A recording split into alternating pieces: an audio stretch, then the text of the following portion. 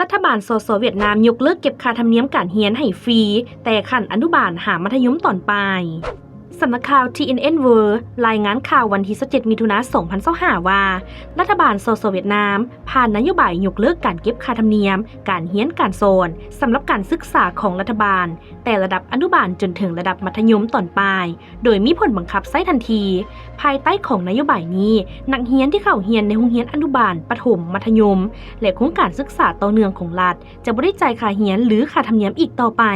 ส่วนนักเรียนที่เข้าเรียนภาคเอกชนหรือภาครัฐวิสาหกิจแม้นจะได้รับเงินอุดหนุนจากรัฐบาลอีกด้วยโดยมอบให้หน่วยงานขันท้องถิ่นจะเป็นผู้กำหนดจำนวนเงินที่นักเรียนจะได้รับตามกฎเกณฑ์แนวใดก็ตามเงินอุดหนุนดังกล่าวจะต้องบ่เกินค่าธรรมเนียมจริงที่ทางโรงเรียนเก็บ